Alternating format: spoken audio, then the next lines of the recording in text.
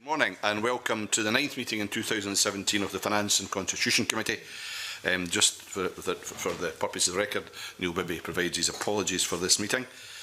The first item on our agenda is to decide whether to take item 4 in private. Are members agreed? Yes. Thank you. We've agreed. The second item on our agenda is to consider the Scottish Statutory Instrument which seeks to amend the 2016 Budget Act. Before we come to the motion seeking our approval at agenda item 3, we'll have an evidence session on the order. I welcome to the meeting Derek Mackay, the Cabinet Secretary for Finance and Constitution. Mr Mackay is joined by a couple of his colleagues from the Scottish Government, Scott Mackay, who is the Head of Finance Coordination, and Kerry Timon, who is the Deputy Director of Finance Programme Management. I welcome all our witnesses to the meeting.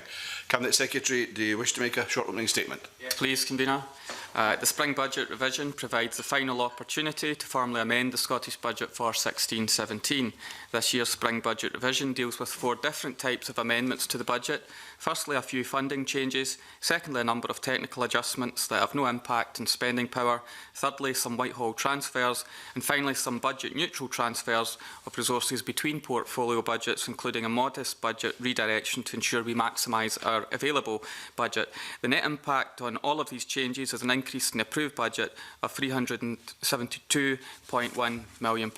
Table 1.1 on page 5 of the supporting document shows the approved budgets following the autumn budget revision and the changes sought in the spring budget revision. The supporting document to the spring budget revision and the brief guide prepared by my officials provide background on these net changes. The first set of changes comprise mainly of the £100 million capital stimulus allocations announced by the First Minister in September 2016, along with the £23.8 million which has been allocated over a number of lines as detailed in the brief guide. In total, these changes increase the budget by £123.8 million. The second set of changes comprise a number of technical adjustments to the budget. The technical adjustments are mainly non-cash and therefore budget neutral, as they cannot be redeployed to support discretionary spend elsewhere and have a net positive impact of £221.5 million on the overall aggregate position. It is necessary to reflect these adjustments to ensure that the budget is consistent with the accounting requirements and with the final outturn that will be reported in our annual accounts. The largest of these changes relates to an increase of £50 million required for the non-cash student loans RAB charge to better align the budget with actual requirement. Again, this is a technical adjustment to the budget, and this increase in funding cannot be used to support discretionary spending elsewhere. The Scottish Budget aligns with the accounting requirements under the Government Financial Reporting Manual. Accordingly, budget provision is included within the Scottish Budget for the financial year to reflect the recognition of relevant health and prison assets within revenue finance infrastructure schemes in accordance with the accounting requirements. The adjustment to budget at this spring budget revision is £20.6 million. Other technical adjustments include increased AME budget cover for provisions around impairments and fair value adjustments and other non-cash adjustments to portfolio budgets. With regard to Whitehall transfers and allocations from HM Treasury, there is a net positive impact on the budget of £26.9 million, and this includes additional funding of £5 million contributions for HM Treasury for both the V&A Museum Dundee and the Borough Renaissance project. The final part of the budget revision concerns the transfer of funds within and between portfolios to better align the budgets with profiled spend. There are a number of between-portfolio transfers as part of the revision process, and these have no overall impact on spending power. The main transfers between portfolios are noted in the SBR supporting document and the guide to the SBR. In line with past years, there are a number of internal portfolio transfers which have no effect on portfolio totals but ensure that internal budgets are monitored and managed effectively. As previously mentioned, the committee will wish to note that as part of a robust budget management process and in line with good practice, we have taken the opportunity at spring budget revision to redeploy some budgets to meet emerging pressures. As always, we will proactively manage the flexibility provided under the budget exchange mechanism agreed between HM Treasury and the devolved administrations. I can confirm, as is in the case with previous years, that it is my intention to make a statement to Parliament on provisional outturn in respect to both our Scottish Parliament budget and HM Treasury budget. The brief guide to the spring budget revision prepared by my officials sets out the background and the details of the main changes proposed, and hope colleagues have found this helpful. Thank you, Cabinet Secretary. You mentioned a couple of times the Whitehall transfers and allocations from HM Treasury. Can you specify what stipulations are attached to these transfers? Are they essentially ring-fenced for the purpose that's outlined, or is there any flexibility at all? No, they're very specific for a particular function as detailed, yes. So, yeah, Well, simple as quite a that. straightforward answer to that one. Yeah. Then. I wonder, there's quite a number of budget transfers which are recurrent, and would you agree it would assist in mitigating some of the confusion around actual position of certain budgets to have these included in the draft budget document if they're on an annual basis recurrent transfers? Convener, it's my view that I suppose there are two categories here. One is where it's recurring and it would make sense to try and incorporate that in at the earlier stage, and I think that's a fair comment, and maybe something that the budget review group will consider, then we can reflect upon. But we have been trying to do that, looking at recurring budget lines and where it makes sense, incorporate them in rather than have this change process.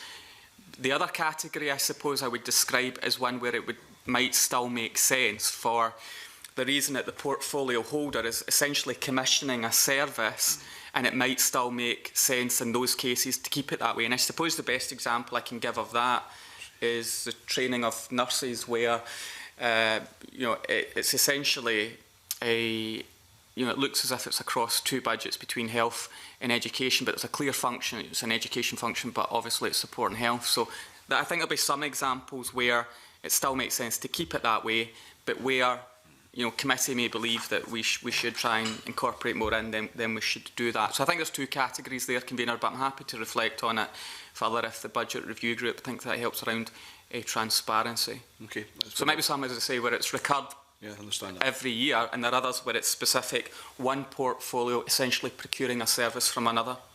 Okay, and lastly, from my own perspective, I just wonder if you could talk us through the decision-making process for allocating funding changes during the year. So there are members here who've not always been on the Finance Committee, so understanding what the government process is and allocation of these transfers would be quite helpful. Maybe the officials can cover some of that. From a political point of view, there'll be natural underspends in some places, overspends in other places. That could be across government, within portfolios, within projects even. So just managing that overall multi-billion-pound budget, there'll be changes within that to reflect actual spend requirement and delivering on government's policies at the most basic accountancy level. But I suppose I can... Which, Kerry, would you like to cover? Yeah, I mean that's absolutely right. I mean, obviously we monitor across the Scottish Government very, very closely on an ongoing basis. So we're very aware of where projects are slipping, or maybe there's additional pressures elsewhere in demand-led budgets. So we're managing everything very, very closely to keep within our overall allocations.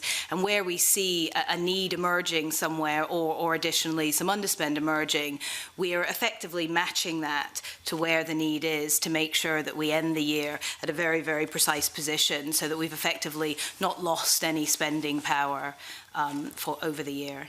Okay, thank you very much. James Kelly. Thanks, Convener. Good morning, Cabinet Secretary. Just looking at the figures, I was surprised to see an emerging underspend in the housing line, bearing in mind that housing is obviously a major issue, and support across the Parliament for supporting house building, not only in terms of addressing the housing shortage, but also from the point of view of supporting the construction industry. So can you maybe explain the background to that? Yeah, Convener, it's a fair question. I think there's two elements to that. A smaller element is it's higher than expected level of receipts from the sale of homes, which is a smaller element. The larger element is how we profile the spend on delivering the housing target. So there's no question that we're working towards our housing target, but how that is profiled and spent within the housing portfolio is being managed. So I suppose it's how they have profiled that. So we've set out a figure, they're working towards that ambitious target which runs to 2021, and it's simply the way they have profiled to spend it over that period, and it therefore doesn't all need to be spent in the first year, but obviously that will increase as we go into each year to deliver that target. Well, I'm still somewhat surprised at that. Overall, your target is to reach 35,000 by 2021, and recent figures show that you're only at you're only got 6,000 forecast completions at this stage. I understand that there'll be more spending to push that up, but that would seem to me to be a relatively low figure at this stage in the process. So I'm surprised that the underspend wasn't used to be reallocated to other projects within the housing sector. But again, the programme will escalate as we make further progress, as you do the necessary preparatory work and investment and build that up. But again, I'd want to reassure Mr Kelly that we will meet our target. This is how housing have been actually delivering the spend to meet that target. But there's no question that we're nagging on it or we're moving back. It's just how they've profiled it. Again, Kerry can give more technical detail. I mean, I think what I would say in terms of reallocating that funding to other housing projects, obviously the vast majority of housing projects require quite a long lead-in time in terms of planning, procuring. So, you know, the Cabinet Secretary is absolutely right. What we will do in this reallocating is ensure that the targets will be met and the funds will be made available in the following year. But what we will do is reallocate it to an area that can use it within the year. Because what we don't want to do, the worst case scenario would be reallocate it to another large capital or housing project, and then that in itself slip, and then we get to the year end and we've had almost a double slippage and that funding is lost. So we're very careful to make sure that when underspends are emerging, we can reallocate those where they can actually be used. So where, just to be clear, where the £21.5 million, where was that actually reallocated to? Well, yeah, it's part of that full reallocation that's set out in the brief guide. So there's a whole list of yeah, I've seen it. Yeah. So it's going against one of the projects, like the farmers' payments or something like that. Is that? It wouldn't be farmers' payments because that's financial transactions, but it would have been one of the other capital reallocations there. So what can you give? There's obviously a list on the table. You know, I've given one example. You said it's not going there.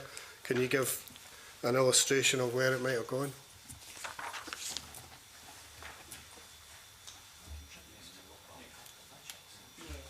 I think we just need to make clear it's not as if a specific line goes from one project to another. It will contribute to the overall capital contribution. So it's not possible to say it's gone from project A to project B specifically. Yeah, I understand. Just the overall funding underspent to... I understand that. You can see in the table there are obviously credits and debits, and money's come out underspends and gone into other projects. Obviously the farmers' loans is one of the main beneficiaries of that. You said that it hasn't gone there, so am I right in saying that it's gone across the other lines? You know, for example, police and fire pensions, Angus growers. Is that fair to say? Yeah. Again, it's probably not as simple as that. I mean, as we've said, it may have gone to other capital projects that have then released financial transactions to put against the farmers' loans. We may have reevaluated how we're scoring things and exactly how projects are being funded. So, as I say, there's no direct read across here to where it's gone. Well, I understand there's no direct read across in the sense that you're not transferring 21.5 million into a discrete project, but I'm just, you know, there's not that many projects on that table. So, you know, I've given one example. You said it's not gone there. Is it fair to say it's been reallocated across the others? Yeah, I think it's fair to say we'll have funded the rest of the capital programme. Right. Yeah, Okay. it's a global figure, yeah. Right. Yeah. Okay, I think I'll finish at that, convener, but I think the point does remain that it's certainly a concern to me as a, you know, as a committee member and as a regional MSP for Glasgow that, you know, the housing budget hasn't been fully spent in this year. Can I ask a question just for overall, just so I understand, but I don't have it in front of me, so forgive me. The housing budget and the draft budget, what did that amount to? I think, if I remember rightly, it was close to 700 million quid. Overall, I think housing. I'm just trying to I'm trying to understand the scale of the 21.5 against the overall scale of housing spend. Yeah, it was 703.3 million overall, so it is a very small percentage. And again, for our large capital projects, we would always expect there to be some shift in timing of it. Okay, that's how we understand the perspective. James, you had a second question. James. Sorry, did the Cabinet... No, it's just again give the reassurance we have housing targets, we will meet them, but we'll meet them in a profile spend that, you know, housing believes is the right thing to do. So we won't just, you know, spend the money because that's the figure we've set. That's the requirement that they believe they've had to spend in that year to deliver on the overall commitment. But in that year, obviously that means escalation going forward. And, you know, we're not talking about future years' budgets, but that would be reflected in future years. Okay, moving on to another issue then, just in terms of the justice portfolio, there's been a transfer from the Police Change Fund, 52.6 million to the SPA. Can you maybe just give a bit more detail around that? So that's the continuation, please. Yeah. Okay. Yeah, it's the continuation of the funding for police transition reform, VAT. That is again just a continuation of that approach. So, in terms of the Police Change Fund, you know, what has been sacrificed to take 52.6 million out of there and moved into SPA?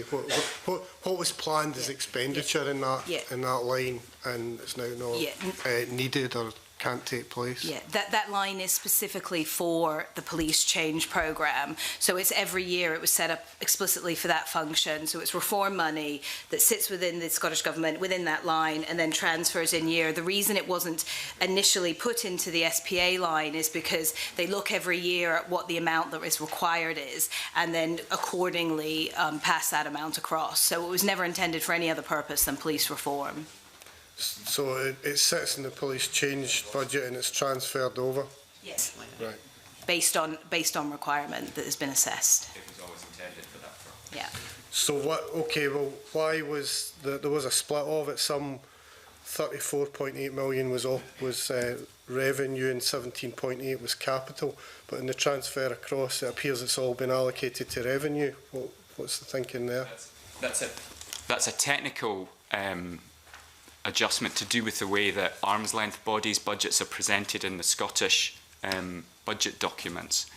So SPA, for the purposes of the budget document, is all recorded as revenue because it's not reflected in Scottish Government accounts as a direct capital expenditure. So it's still effectively a capital grant, but it's an indirect capital grant as far as the core Scottish Government is concerned. So it's not a change against our Treasury budgets, but it is presented as such in the Scottish budget documents. So it doesn't mean that that's not going to be spent on capital, but it presents slightly differently in the document. So within the SPA budget, are you saying there's not a capital line, it's all revenue?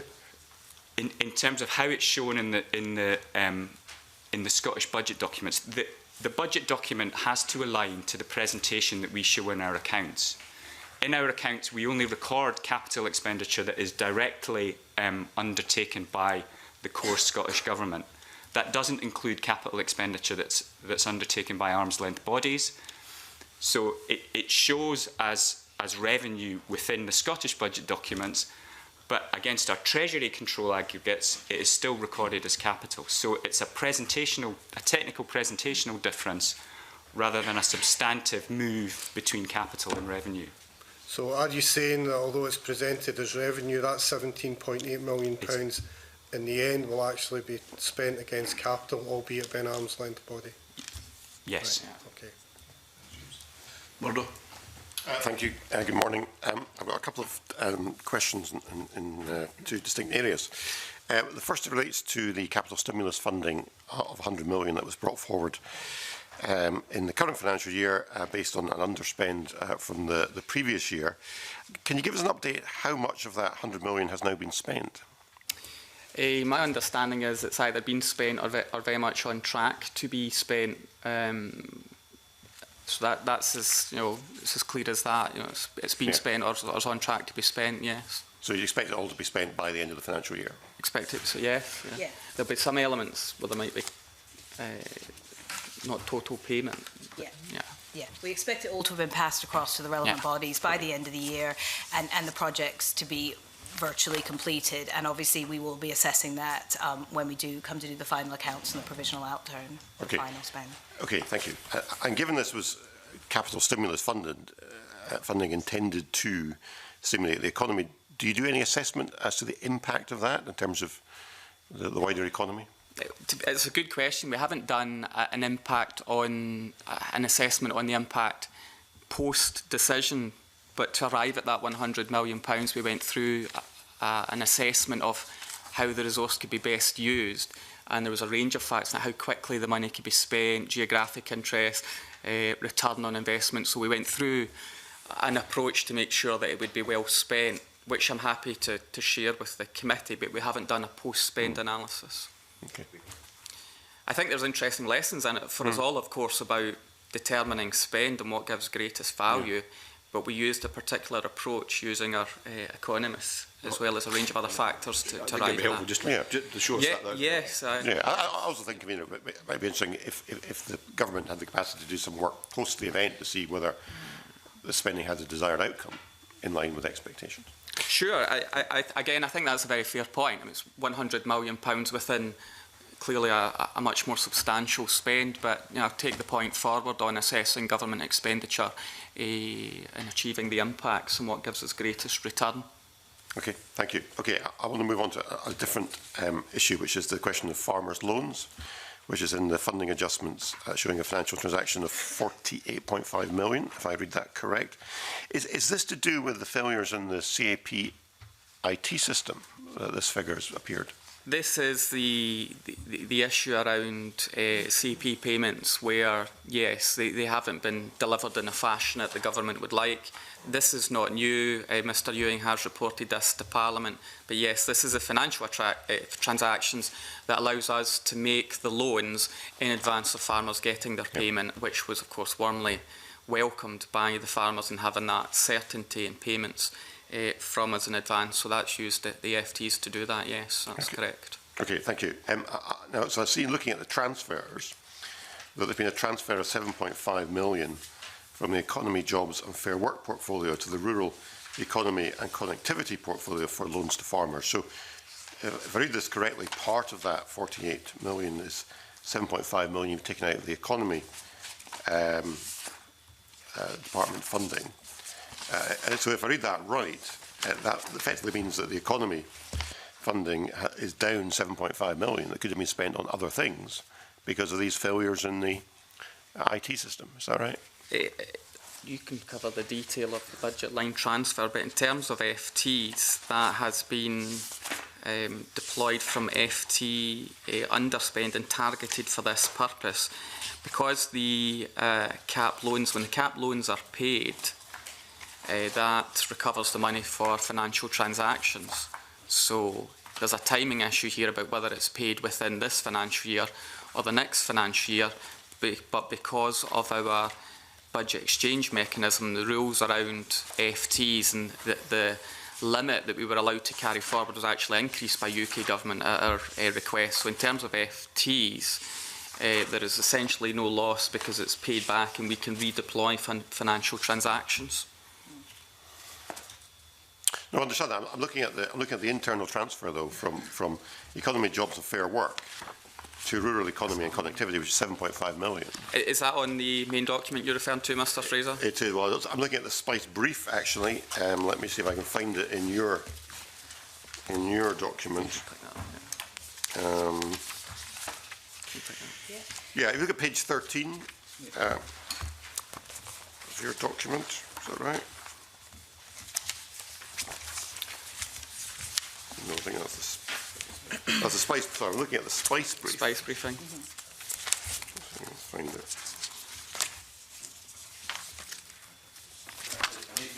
Page 2 of the supporting document, the government supporting document. It was just one point you were referring to. But there's no loss of money.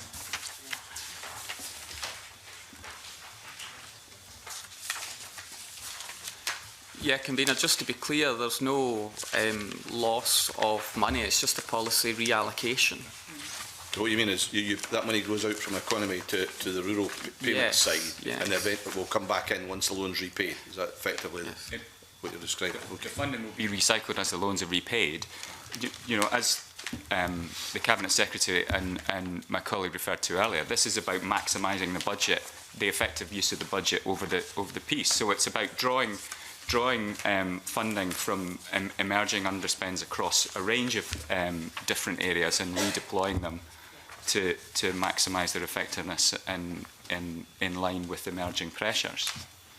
Yeah, I mean, my only observation would be, given the importance of the economy, both in terms of the government's objectives and in terms of the wider economic interest of Scotland. I mean, 7.5 million from the economy portfolio is a fairly chunky sum of money, and that's money not available to spend in relation to that department because it's been transferred over to deal with this issue for loans for farmers. But it comes back in. Yeah, I'm just checking it is the financial transactions element, and some of the nature of financial transactions is some of it's demand-led, of course, around particular schemes. But yes, it has been a priority of the government to ensure that in the understanding of the CAP payments that we assist farmers, so that money has gone into the economy, albeit the rural economy, and that's been a policy decision, yes, to respond to that. But some of the FT lines are demand-led. So there may not have been demand for certain budget lines, which then made it available for us to use for this purpose, which clearly is a priority. Okay. Are you able to provide the committee, perhaps in writing, with some more information as to how this underspend would have arisen in the economy department? On the FTs, yes. Yes, I can do that, yes. Thank you, that'd be helpful. Yeah. Okay, Willie. I mean, just to note that, I mean, any transfers into the rural economy were certainly welcome in my part of Scotland. Cabinet Secretary, the Spice paper refers on page 9 under the heading of local government to a net positive increase allocation of about £22.8 million, which is very welcome. Is that, could you clarify, is that on top of the £160 million extra you allocated to local government? And just what are is the nature of the adjustments of the 22.8, please? These budget revisions are for the financial year that we're currently in. So they add to, as is the case with local government, there are additions over the course of the year.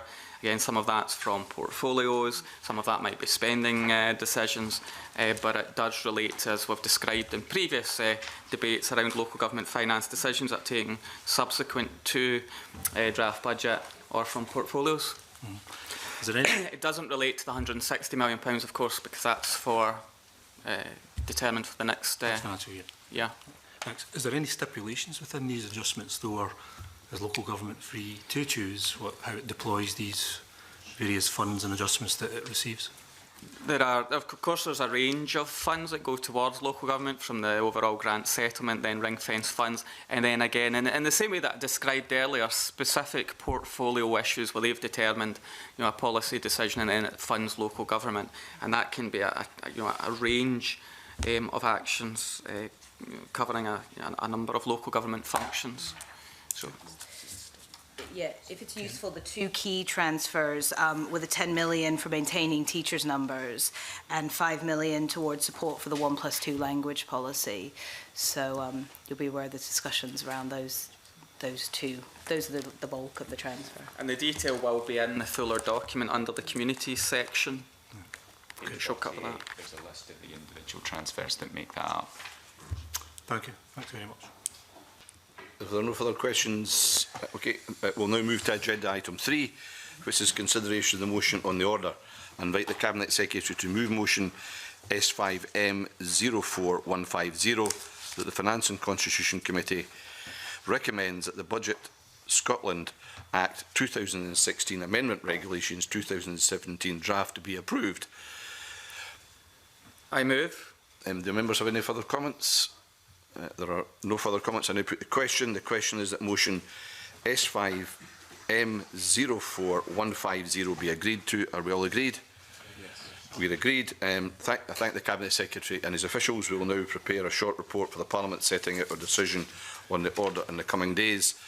As agreed at the start of the meeting, we will now take the next item of business in private and now close this public part of the meeting. Thank you.